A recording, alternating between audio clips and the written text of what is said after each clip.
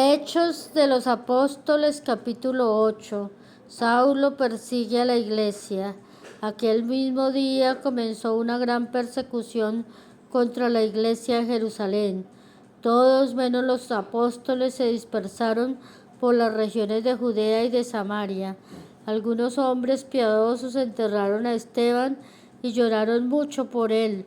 Mientras tanto, Saulo perseguía a la iglesia y entraba de casa en casa para sacar a rastras a hombres y mujeres y mandarlos a la cárcel. Anuncio del Evangelio en Samaria. Pero los que tuvieron que salir de Jerusalén anunciaban la buena noticia por donde quiera que iban. Felipe, uno de ellos, se dirigió a la principal ciudad de Samaria y comenzó a hablarles de Cristo. La gente se reunía y todos escuchaban con atención lo que decía Felipe, pues veían las señales milagrosas hechas por él. Muchas personas que tenían espíritus impuros eran sanadas y los espíritus salían de ellas gritando, y también muchos paralíticos y tullidos eran sanados. Por esta causa hubo gran alegría en aquel pueblo.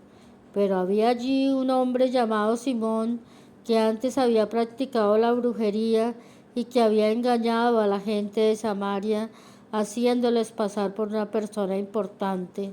Todos, desde el más pequeño hasta el más grande, lo escuchaban atentamente y decían: este es a quien llaman el gran poder de Dios, y le hacían caso porque con su brujería los había engañado durante mucho tiempo. Pero cuando creyeron en la buena noticia que Felipe les anunciaba acerca del reino de Dios y de Jesucristo, tanto hombres como mujeres se bautizaron, y el mismo Simón creyó y se bautizó y comenzó a acompañar a Felipe, admirado de los grandes milagros y señales que veía.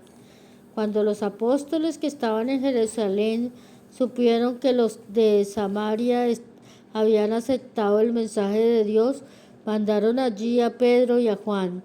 Al llegar, oraron por los creyentes de Samaria para que recibieran el Espíritu Santo, porque todavía no había venido el Espíritu Santo sobre ninguno de ellos.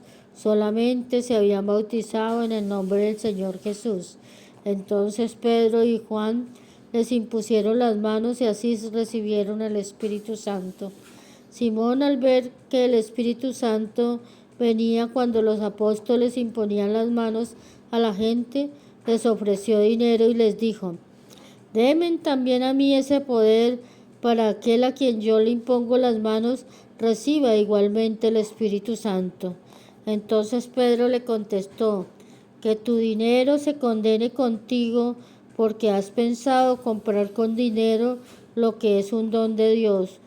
Tú no tienes ningún derecho a recibirlo, porque delante de Dios tu corazón no es recto. Abandona esta maldad tuya y ruega a Dios para ver si te perdona el haber pensado así, porque veo que estás lleno de amargura y que la maldad te tiene preso. Simón contestó: oren ustedes al Señor por mí, para que no me pase nada de esto que me han dicho. Después de dar testimonio y de comunicar la palabra del Señor, los apóstoles anunciaron la buena noticia en muchas de las aldeas de Samaria y regresaron a Jerusalén. Felipe y el funcionario etíope. Después de esto, un ángel del Señor le dijo a Felipe: levántate y vete al sur por el camino de Jerusalén a Gaza. Este camino pasa por el desierto. Felipe se levantó y se fue, y en el camino se encontró con un hombre de Etiopía. Era un alto funcionario tesorero de la reina de Etiopía, el cual había ido a Jerusalén a adorar a Dios. Iba de regreso a su país, sentado en su carro y leyendo el libro del profeta Isaías. El Espíritu le dijo a Felipe: ve y acércate a ese carro. Cuando Felipe se acercó, oyó que el etíope leía el libro de Isaías. Entonces le preguntó: ¿entiende usted lo que está leyendo? El etíope le contestó: ¿Cómo lo voy a entender si no hay quien me explique? Y le pidió a Felipe que subiera y se sentara junto a él. La parte de la escritura que estaba leyendo era este: fue llevado como una oveja al matadero, como un cordero que se queda callado delante de los que lo trasquilan. Así tampoco abrió él la boca. Fue humillado y no se le hizo justicia.